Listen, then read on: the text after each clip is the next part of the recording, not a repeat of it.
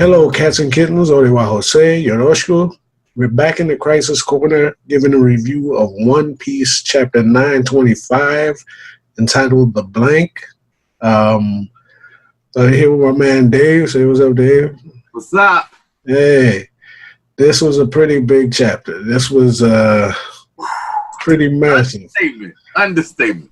Yeah, I mean, this is a game-changing chapter. Well, technically, you could say more was revealed than actually happened, but what was revealed was pretty strong, it's game changing. So, let's get to it, man. Starting off with we start off over in on Mihawk's Island. What's the name of that island? The Muggy Kingdom or whatever it is. Yeah. Okay. Yeah. So the bit with Mihawk gave us a bit to think about. It. The gist of it is what I'm getting is that, first of all, at the Reverie, it's likely it was revealed what Fujitora was talking about when he said that they were going to abolish the Shichibukai system, and that your boy Vegapunk had invented something that would make them obsolete. Earlier in Reverie, he said that there was something that Vegapunk had worked on that would make the Shichibukai system unnecessary. Maybe it's a new version of the PX robots or whatever it is. Mihawk is basically tells Perona, you're probably better off leaving here. Leaving here. based on what was devised or what was mentioned at the Reverie. So, all bets are off at this point. Although he doesn't seem terrified. Because he's Mihawk. If they run up on him with whatever, it's going to be a fight. And I feel pity for whoever they send up, because he doesn't look like he's leaving. So I feel pity for whoever sets foot on that island, because he's going through them. But I'm with you. I am wondering what Vegapunk put together that would make the Shichibukai obsolete, because it has to be something phenomenal. Yeah, you're talking about these are. They're not Yonko, but Doflamingo's a monster. Kuma, they got him. Well, Kuma's they got Kuma in the bag, but Doflamingo's a monster. They got him, but if you're going to replace him, you got to be replacing him with a monster. And I'm assuming Mihawk was the top of the Shichibukai chain. At this point, I would have to say that. So I'm assuming if you're going to I'm assuming Mihawk is a step below Yonko. Yeah. I'm honest with you. So if you got something in the bag that puts you at a step below Yonko, you can it seems like you might be able to make a move with these battles. Yeah. We'll find out maybe not very soon, but soon enough we're going to find out what that is. Another little revelation, which I don't think was a big revelation, but the fact that Mori was still alive. No, that's not a surprise. Yeah, you figure he wasn't dead. Yeah. But it's confirmed that he is actually alive, and that that goes in a little bit later. So Mori is still alive. The Shichibukai system is about to be abolished, apparently, and Mihawk is pretty much prepared for this. So that does away with that section over there in the Muggy Kingdom. Then we get to Moria. Moria is attacking this place called the Pirates Beehive or whatever. This is the island of paradise for pirates. Yeah, I've heard it, Beehive, Honeycomb, it's something. Yeah. Yeah. So he's running, and I get a little bit more respect for Moria, I guess. I always took him for being like kind of, not that impressive, but he's looking for his subordinate and runs up on Blackbeard. He knows Blackbeard is on this island, and he calls him out. Well, because I don't want to spend too much time on Moria either, but what about him made you feel like he was unimpressive? What? He was done away with after Thriller Bark. And after, I just never felt Thriller Bark, first of all, wasn't my favorite story arc. I'm with you. I'm with you. And he just never struck me as being great. I mean, his power's pretty decent. His Devil Fruit's pretty decent. I mean, I don't disagree with you. I'm not a big Moria fan myself, but there are aspects of the Moria character that I really enjoy. I like his grudge toward Kaido an awful lot. It makes it clear that I mean he's cutthroat in his own way, but he's loyal to his team. So if you're on his crew, he's about you. So he's carrying this axe for Kaido because he essentially killed his crew. So he hates Kaido. Yeah. So to see him come for Blackbeard because he yanked Absalom, I'm loving it. I'm feeling it. I mean, look, honestly, one Shichibukai running up on a Yonko. Now, no matter what you think about Blackbeard, he's a newish Yonko. True. Okay. But the fact that the world government recognized him as being Yonko. Yeah. And he ran up on him just with his crew, looking for his subordinate. Yeah. That's pretty ballsy. I'm with you. Ballsy. Nobody, I got respect for that.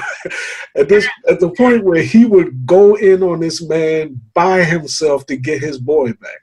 And real talk, like I love it wasn't crew versus crew. He got there and he called Blackbeard out. Where is teeth? No, the joke was real. It was real. I want him. He came there for a pound of Teach flesh. Yes. I was feeling it. As you brought out, he's damaged goods. I mean, he's on some PTSD thing. I mean, he lost his people. Initially, that damaged him to the point where he was seeking just zombies, cats that was already dead, so that he could continue his day. You know, not just one thing that I'm not very clear on. Going back to Thriller Bark, Absalom was not a zombie. No, I'm under this. He was alive. Absalom, Corona, and okay, those people were alive. Hogback. Okay, all right. Okay, so yeah, there's 11 people. So yeah, he would definitely want them back. Yeah. All right, so he goes in. I mean, I don't want to blow past anything, but he goes in on on Blackbeard looking for Absalom. Turns out that I don't want to go too fast, but apparently Absalom is there. And he just forgot to report back to him because he was having so much fun. Then all of a sudden, he's slashed from behind by someone who appears to be invisible. Turns out it's Shiryu of the Rain using Absalom's devil fruit, therefore Absalom is dead. Oda is killing dudes off.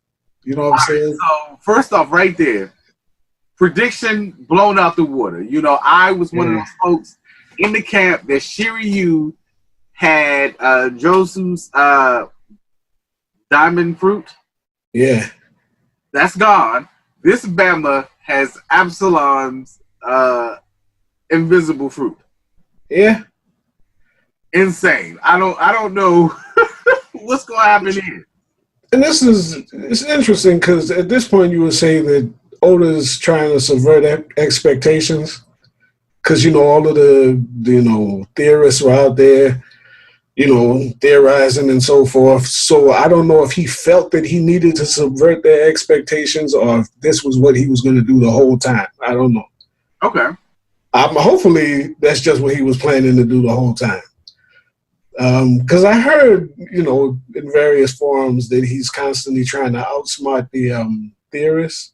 Yeah, I know. And he does a very good job of doing that, though, to be fair. Yeah. I don't know if this was a change-up or not, but if this was a change-up, it's pretty much it's incredible change-up. I mean, to be a swordsman because I'm assuming at this point in time that Moria has some go if he's going to challenge a Yonko. There has to be more than Moria than what we got. I mean, like we talked about when we were talking about power rankings and so forth. Placement and story impacts how the character is presented.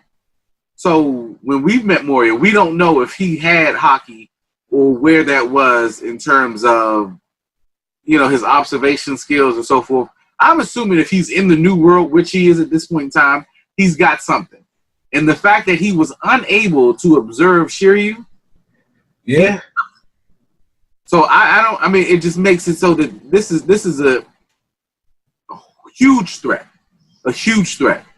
He seems to be a world-class swordsman, especially if we're told his power level rivals Magellan's.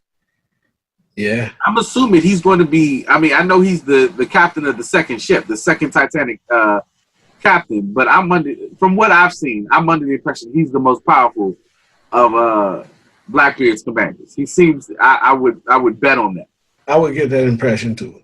So I don't know. You know, diamond or invisibility, the band is gonna be a monster. I don't, you know, if he's Zoro's matchup at the end, it's gonna be a hell of a fight. Yeah, yeah. So he has the clear fruit. Yeah. And the fake Absalom was apparently Carolina Devine. So he bringing in the devil fruit of the Ino mythical Ino devil fruit model dog. Oh no! So the Ino devil fruit is dog. Dog.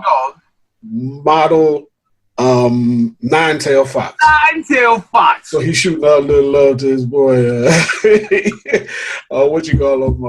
What's my boy? Kishimoto, yeah. He's showing us some love to Kishimoto. Well, yeah, by introducing the nine-tailed fox, yeah, I can see that. A little love. And I'm curious, though, because you're getting, like, shape-shifting abilities, but is this Shapeshifter Plus? I mean, like, this is going to have to be, you know, I'm wondering if there's more to it. Because like, I could envision the nine-tailed fox devil fruit being a nasty, nasty fruit. Yeah, because so you can shape change. Is there anything inherent to the nine-tailed fox beyond shape shifting? I can't wait till we find out, dude. Yeah. I cannot wait until we find out. Because it could be absolutely broke. I don't know my God. What that is, and I don't know who her matchup is going to be. I'm assuming it'll be. I mean, if you go 1v1 with the... I'm assuming it's going to be 1v1. So it's either going to be Robin or Nami, I guess. Now, I'm actually going to throw one out there. I'm going to say, I believe, and I feel strongly that we have found our last Mugiwara member in Carrot. So even Carrot? I think her 1v1 matchup is Carrot. Oh. I'm gonna go out there on a limb. That's out there. I like the idea of a fox versus a rabbit. I'm gonna go. Oh, that's kind of interesting. Yeah. I'm gonna say her 1v1 is Carrot. I wonder how the invisibility with well, she might get sniff her out, I guess. We'll find out, man. I'm curious. So I'm gonna say I think because it's 10 captains and Blackbeard, so that's 11 Blackbeard top tier pirates, and I'm assuming that we have 10 members of the Mugiwara right now. I'm assuming Carrot's gonna be the last one. Right. Okay. So the 11 is the cap.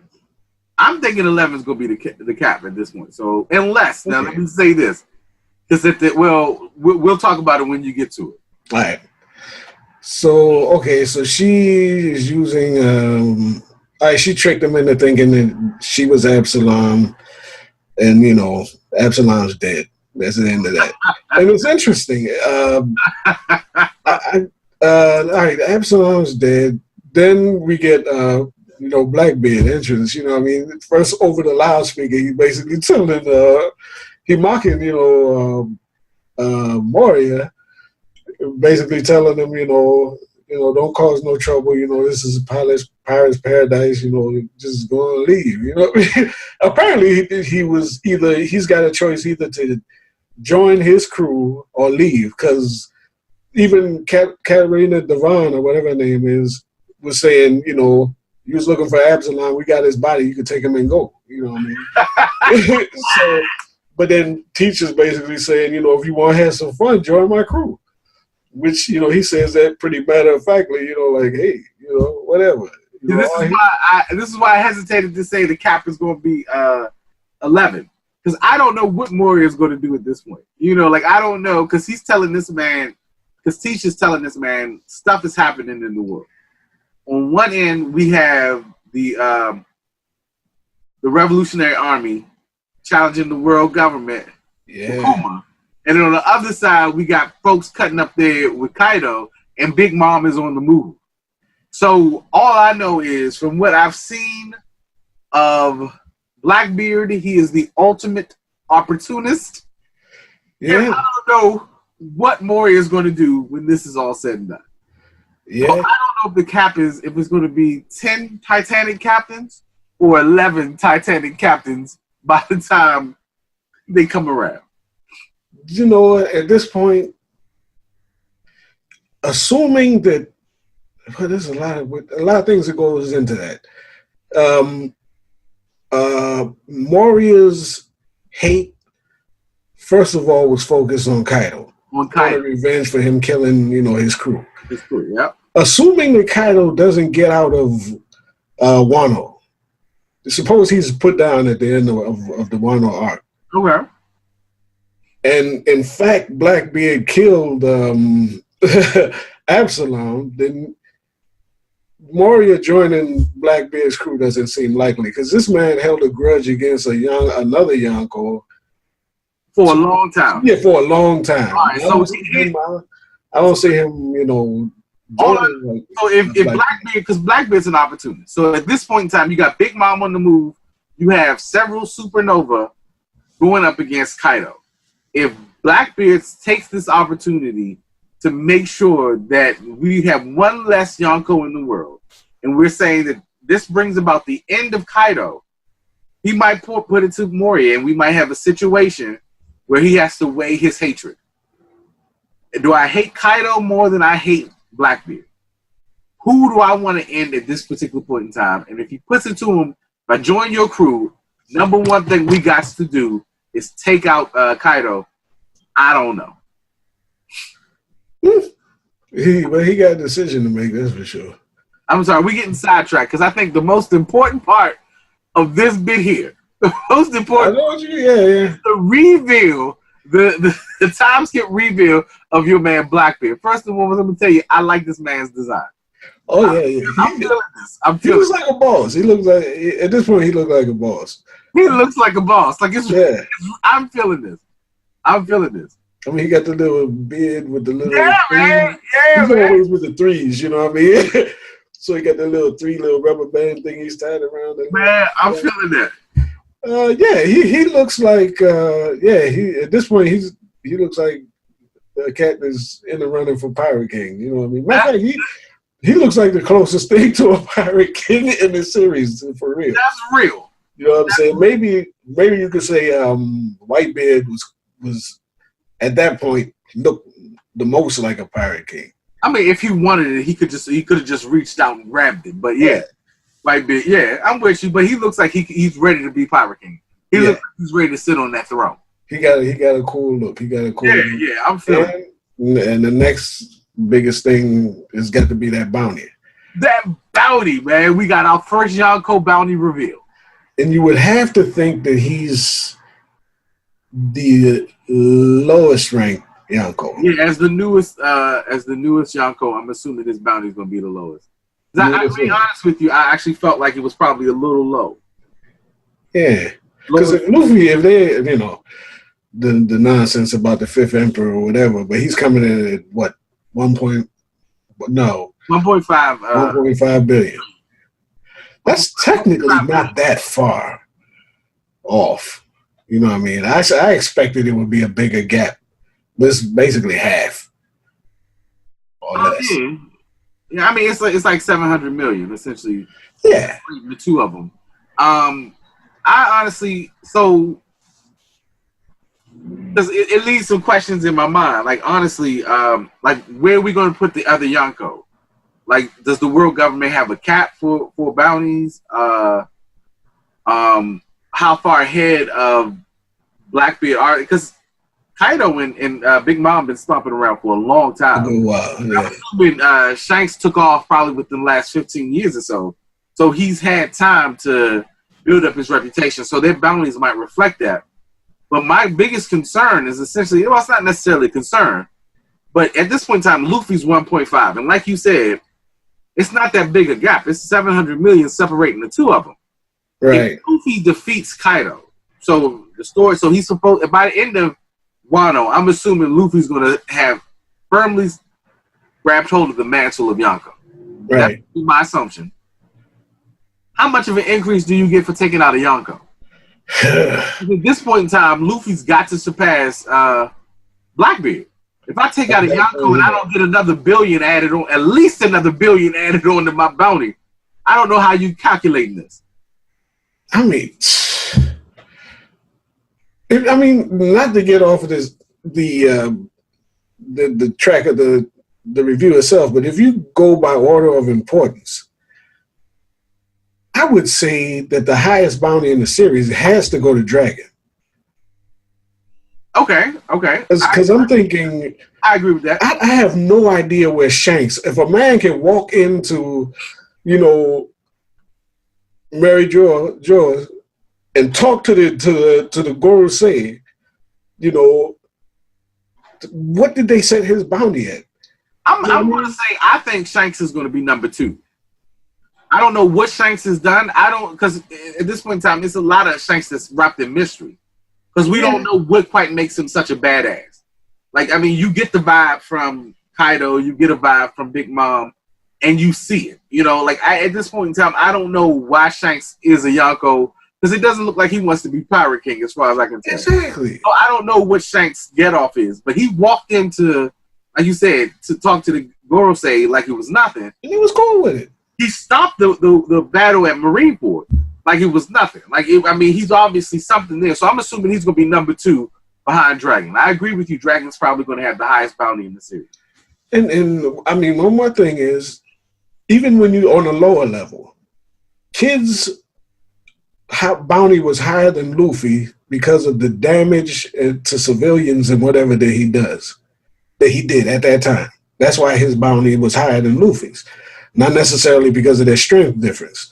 So if you look at the potential danger of each of the Yonko, I would put Shanks lower than any of them, to be honest with you, because it just doesn't.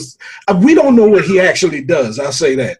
Because we assume that he's a nice guy, But because he's a pirate, The real rub would be if Shanks turned out to be the villain of the series. That could be. That would be crazy. Because that might have been Shanks standing on that throne. Now you don't know. We don't know. We don't know. So I don't. What I'm going to say is, if you go off danger level, I'm going to say, like, real talk, Blackbeard, from what I've seen, the fact that he's taken Whitebeard's fruit, in my mind, makes Blackbeard the most dangerous cat running. Right. Well, just knowing what Whitebeard could do with that fruit, and the fact that the only reason places weren't decimated was because of who he was as a person, rather than the nature of his ability. Right. Because if you want to talk about broke fruits, if you want to talk about OP stuff, the Quake fruit. That Quake fruit is ridiculous. Very dangerous. It's extremely. The most ridiculous fruit in the series. Like, I just don't know how you survive. This man is talking, and he's starting tremors. Yeah. That's insane. Yeah.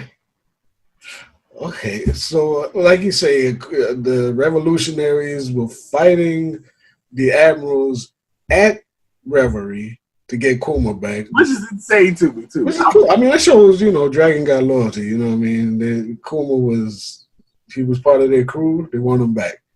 Yeah, if I could, I love, and I know we're sidetracking because we got to tie it back in because we're running a little long, but I'm going to say, I love how Oda world builds. Yeah. There's a lot of stuff that goes on that we don't get to see because we're going through the story mostly through Luffy's eyes. And all I can say is I would love to see, and you got that little image at the top of page 11 of the the Revolutionary Army versus the two admirals. Yeah. I would love to have seen that. Yeah, I mean a flashback or something. Something, You man. already know Love to Fujitori's a see beast. You know what I mean? And Fujitora and Sabo already got it on a little bit. Who knows what went down? You know what I mean? We don't even know what Green Bull can do. Oh my goodness. I cannot wait to see till we get Ryokugyu properly introduced in the series. I cannot wait until that happens. And the last thing on this page that I heard, I think it was on the, it might have been on the One Piece podcast, that teacher's bounty, when calculated in yen, matches the actual Blackbeard's bounty when his last bounty. Oh, word? That blew me, man. I mean, I'm gonna check on that, but yeah, they said when you take it from berries to yen, it matches Blackbeard's, the real Blackbeard's final bounty. That's kind of cool. That is savage. I mean, That's actually- Oda ain't no joke. That's I wouldn't really even bother thinking of something like that. Because the number looks a little arbitrary, you know what I mean? Just whatever. There had to been a reason for it, you know. But They are, because it's a weird number. 2 billion, 200 million, 476,000. Yeah, it's really arbitrary. I'm with you on that. That's actually really, if that turns out to be true, that's really cool. That's sick. I like that. Okay. And do you get any impression at this point that Blackbeard is going to Wano, based on this page? I'm not certain. I'm not certain what Blackbeard is doing, but I can tell you, I wouldn't be surprised. He has proven to be the ultimate opportunist, and I could actually see him showing up in Wano. I figured he might, because he's a dirty dude, but we'll find out. Okay. All right, so that brings us to the opening of Act 2. We go back to Wano, and Inuarashi and Ashura Doji are fighting, just on general principle, I guess. I got the impression this was power scaling from Oda. This is essentially to definitively say this is Ashura Doji falls in the ranking. He's on par with Inuarashi and Nekomamushi. Okay. Which to me is probably a step below Jack, but they're solid fighters. We'll get back to Jack shortly. All right. Jack, good job. All right. So that's okay, that's cool. So and then we also check in on little Tama. Apparently she's okay. She didn't take that bad of a beating. Which you know what? If Kaido had took her to the edge, I might have been a little bit more satisfied with that. But she's all right. So we don't need little children getting and like really hurt. So that's cool. That's cool. I mean, this is for kids. You know what I mean? One little thing that semi irritates me. The doctor from Zoe's there. He's stealing Chopper's shine, man. Chopper's supposed to nurse her back to health. We don't need doctors showing up every once in a while, every now and then, and stealing this man's shine. I actually agree with you. I think a lot of, because I think we've had this conversation before. I don't know if we've done it on the vlog or not, but essentially, I feel like cats like Law, this doctor, they still Chopper shine. Like it's not to say, I get the idea. If you want to make a distinction between Law being a surgeon and Chopper being internal medicine, I could see it. If that's what you want to, if you want to make that distinction in that particular regard. But I mean, if Chopper's gonna be one of the baddest doctors around, he's got to be a bad doctor. Yeah, he's got to be real. He's not really getting. Yeah, he's not getting that shine. I feel you on that one. I feel you. The bigger issue here seems to be that Ashura Doji, or whatever you want to call him, is not. He's not beholden to the Kazuki family, but he was beholden to Oden. Yeah, and he throws a little shade at Momonosuke. I don't know what for, but I could that went by me a little bit. But I don't know if he was calling him out or what. But he's kind of like, ain't that right, Momonosuke? You know what I'm saying? in the bad blood is tied into the fact that they disappeared for 20 years, which means that Odin's wife, that wasn't she did that spur of the moment and didn't tell anybody, or she couldn't tell anybody because she got killed. Yeah, we don't know. So we're assuming that she didn't make it out. So I think the assumption is. So they just assumed that these people took off and disappeared. And yeah, they've been. I mean, regardless of what they did, they've been gone for 20 years, and all of Wano is feeling it. So I mean, the Bama's can't even drink the water. You know what I'm saying? Like, it's real. So this was okay. It was a spur of the moment thing that she did to cast them into the future, and didn't tell nobody. Yeah, I guess she got killed right after, maybe, or something. I don't know. I mean, it's never made clear, and I'm hoping we get a proper flashback. That's what I'm hoping. I'm hoping we get a proper flashback. Okay, but then at the same time, what you call them? Kinemon vows to make Shiradoji his Nakama. We'll see how that works out. Yeah, he says that. I mean, I'm sure it's going to work out in their favor, so I'm not really worried about that bit. You know, it's a little grandstanding by Suzumaru. He's going to be part of the squad when it's all said and done. I mean, I envision that being what happens. So, see, but we can see where this is going. Shiradoji is going to be in the tank for Luffy.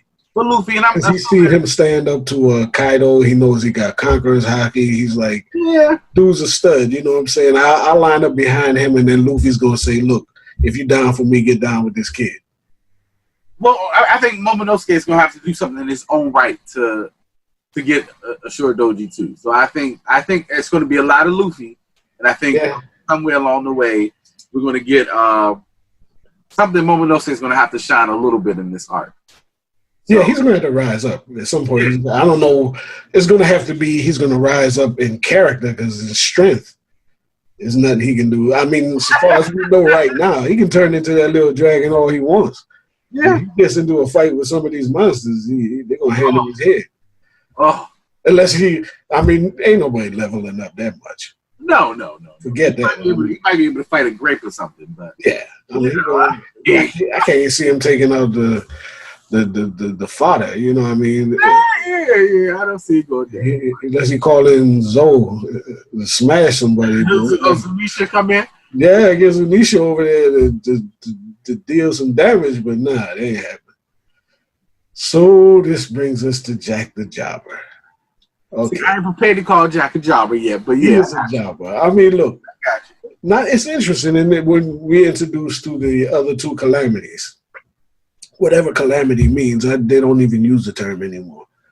Well, I'm actually assuming there's a distinction between calamity and all-star. So I'm under the impression, and we'll find out if this holds true. I'm under the impression that the calamities are the three of them. So I'm assuming they're the top three all-stars.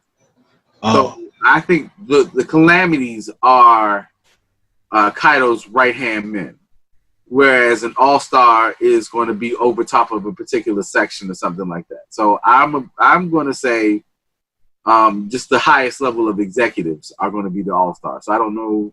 Like, I wouldn't be surprised, and I'm hoping that when we get reintroduced to Drake, that he's an all-star level cat too. So I'm hoping that he's not just the headliner. I'm hoping he's an all-star. That's a good point. Yeah, so I'm curious to see. Yeah, we ain't seen Drake, and I'm curious to see where he falls into the pecking order. I'm hoping that he's got a promotion. I want Drake to shine a little bit. I don't know why, but I feel it in my heart. I want him to be something. Okay, so apparently Jack is getting chewed out by his superiors. I don't know if they're actually kin brothers in that respect, or just, I think it's just the ranking. I don't know. Yeah. Actual brothers. Yeah. So you have King the Wildfire in this translation and Queen the Plague. So that means that if this is the monster trio, Jack would be Sanji.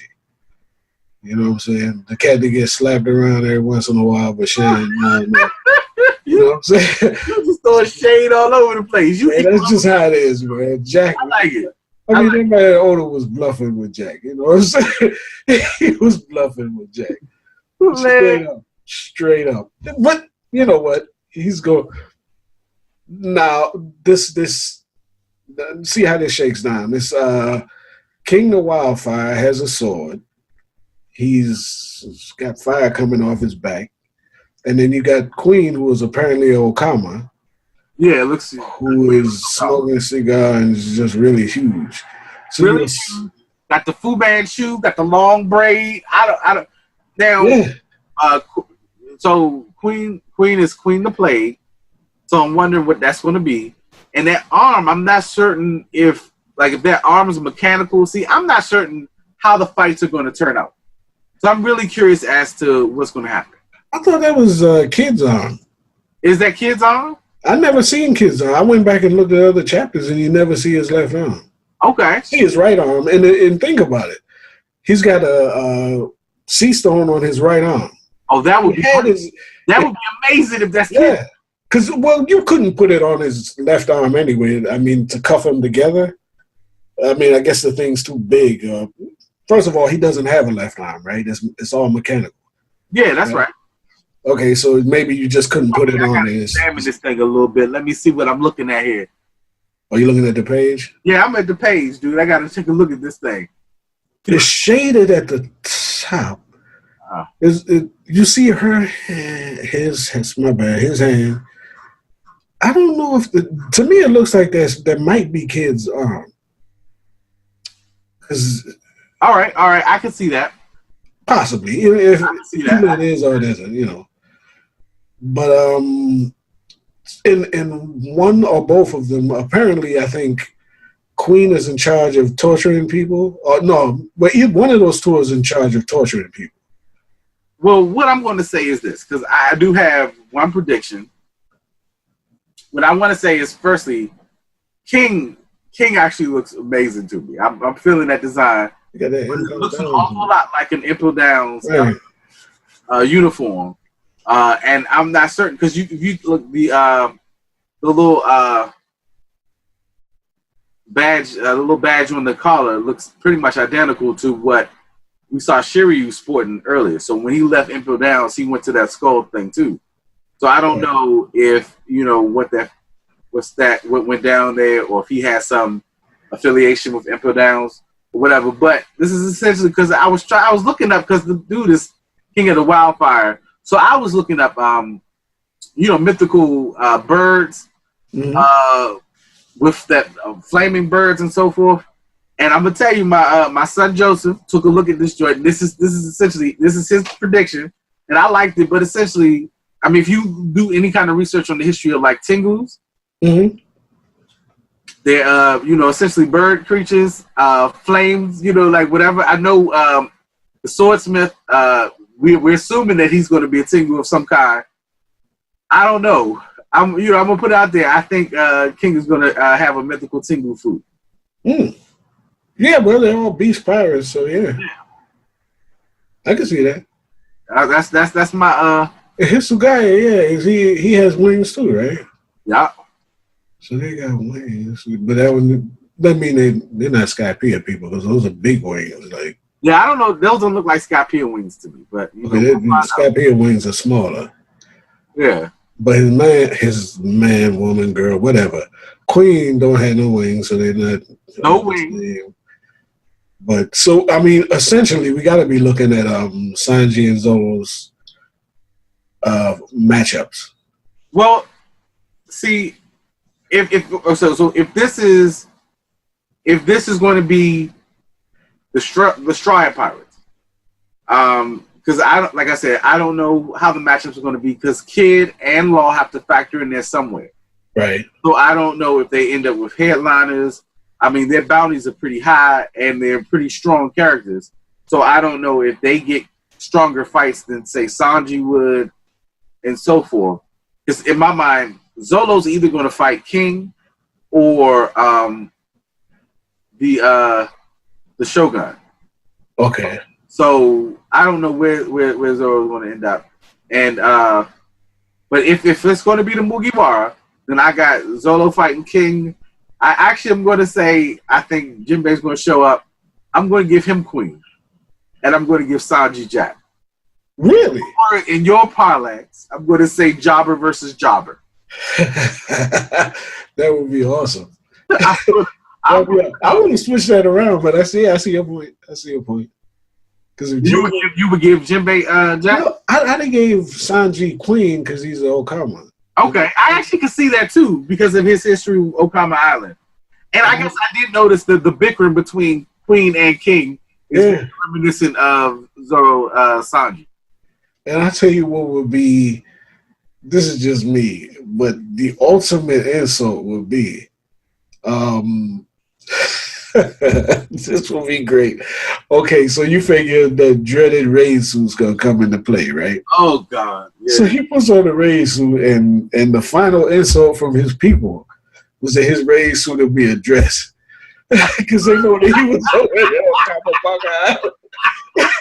So he gonna get the power, but he gonna be in a dress. He gonna have to fight Queen of Fang. That would be excellent. But whatever. That would be too much. That would be great. That would actually be great. all right. Then so we're gonna go ahead and say King versus Zolo, Queen versus Sanji, and we're gonna say Jinbei versus Jack. Jinbei can probably take out Jack. Yeah. All right. I'm feeling that. So let me see. Only other thing that I had. Yeah, my thing about, let me see. You ran into how long does it take to break the spirit of a few brats? That's King talking, right? Yeah. I think Queen is in charge of the torture. Maybe. Yeah, I guess Queen looks like she's the he's going to be the warden of the prison that they got Kid, Luffy, and whoever that last prisoner is. Yeah. Okay. All right. So yeah, this was, like I say, in terms of advancing the story. Not much, but building, a lot of story building. Yeah, story building was off the chain. You get the, what you call them, Bounty, Blackbeard's Bounty, the fight at what you call them? I said Marineford. The fight at Reverie. Oh my God. The fact that Moria Absalom's dead. They killed my man off for no reason whatsoever. That was cool as I don't know what. Somebody had to die, you know what I'm saying? Blackbeard ain't playing games. Yeah. Blackbeard ain't playing games. I mean, this real for him, you know what I mean? He laughing and stuff. Real world fakes going on here. Hey, my only question is he going to Wano? I hope does it serve him anything to go to Wano and get in the nigga, If Big Mom shows up, I mean, this Wano is going to be crazy. Like, I don't know if it's going to be 3 or 4 acts here. I'm assuming it's going to be 3, but I anticipate that 3rd act is going to be insane. Whenever the war breaks out, whenever the battle breaks out, I think that's going to be crazy. How many actual fights are we going to get? Because Dressrosa, you had all of those ancillary fights. Some of them was cool. Some of them were kind of like whatever. How many? I mean, and another issue that I have, or another worry that I have, is when you look at the Straw Hats in the middle of this thing. Yeah. Once you get out of the monster trio and maybe Frankie, Brooke shows up, man. Don't sleep on Brooke. Brooke is my dude. Sleep on Brooke. Brooke is my dude because he wasn't doing so bad at what you call him. That's what I'm saying. He showed up in Whole Cake. So he put in work. Soul King Brooke. I don't see who Chopper's gonna wind up fighting. I don't know who Nami and Robin. That's not the main thing. So we're gonna have to take a minute and see. My man, what's up? Ooh, I don't know. I mean, because we never saw enough growth out of these guys to make you think that when you came up against a Yonko, you need these dudes on your side. You know what I mean? They're like tag-alongs, you know what I mean? Tag-alongs to the Monster Trio and Jinbei and them type too. Like I said, I actually think this is going to be their level up arc. So it better be a long arc. I think they're going to come. I think they're going to see either a headliner or a gifter action, and I think it's going to be pretty solid. I think we're going to see them come up. Okay. All right. So hey, this was, like I say, it was a powerful chapter. You know, even though it didn't, advance so much of the story, but it's not on break. We gonna get 9/26 Thursday, Friday, or whatever, and Wano is chugging along, man. It's hot. It's fire. As far as I'm concerned, this is good work. Yeah. All right. So Wano's gonna be crazy. Wano is off the hook. This is off the hook so far. Comment, subscribe. Let us know what you think. Let us know how we doing. Until 9/26, we out from the crisis corner. Stay loose.